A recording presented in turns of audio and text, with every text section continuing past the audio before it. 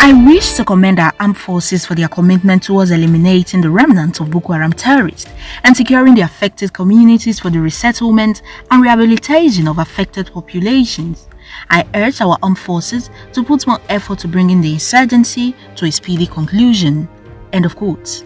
Those were the remarks made by President Muhammadu Buhari at the inauguration of the National Humanitarian Coordination Committee, headed by the Minister of Humanitarian Affairs, Disaster Management and Social Development, Sadia Umar Farouk. President Buhari's submission comes 2 days after the Defense Headquarters declared at the maiden briefing of the newly established Directorate of Defense Media Operations that there was no definite time as to when the Boko Haram war would end. It's not even good to give them an idea that and sit down here and say, look, by next year, this time, Boko Haram is ending. No, there's no wisdom in that, no secrecy in that.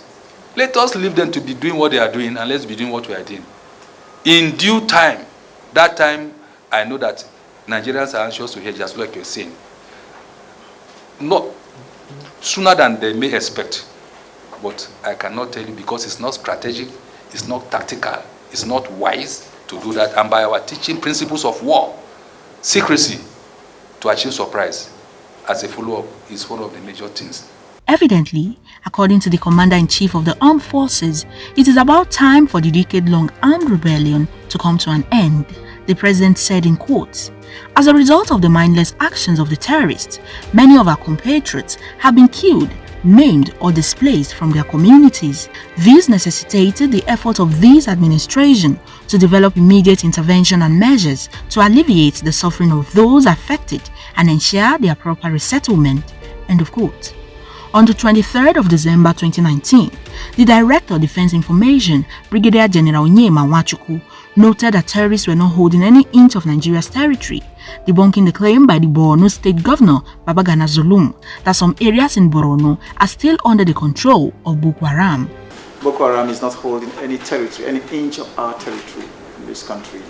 I want to make it very clear that Boko Haram and ISWAP have been decimated, they've been depleted, and they've been pushed into what we call the Tumbus. The Tumbus are the islands between Nigeria and the neighboring countries of Chad, Niger, and Cameroon, from where they have their enclave, so to speak, where they're hibernating, and from where they come out, infiltrate the public, and carry out attacks on soft targets.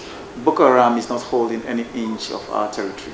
What they do is watch out for soft targets, like I mentioned, and conduct attacks.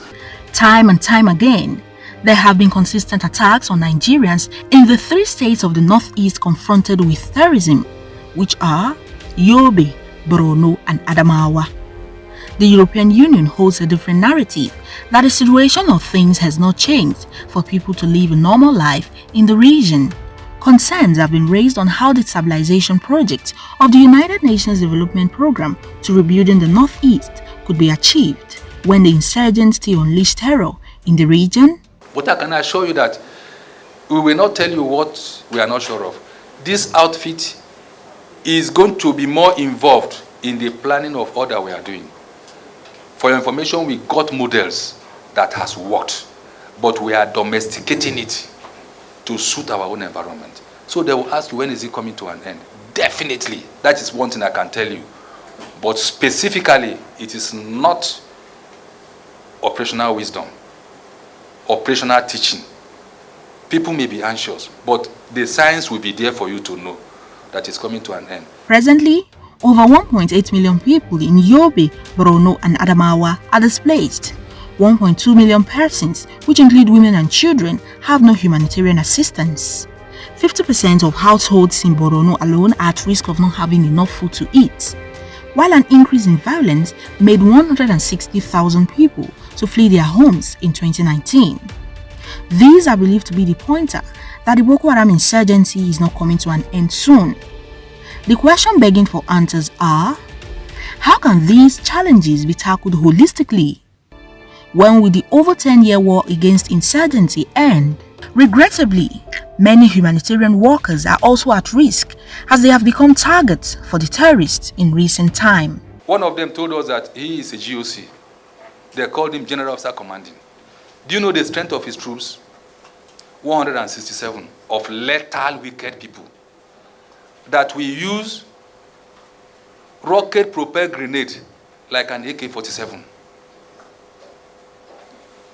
Only 10 of them will mount attack that a conventional army of a company of about 120 will mark. You can imagine such wickedness. Experts believe that the only way the federal government will prove that the war has been won is to rebuild the wrecked region so that the affected citizens can have a sense of belonging, return to their towns and villages to live a normal life. Perhaps the call by the nation's #1 citizen may bring about urgent action to end the activities of the non-state actors.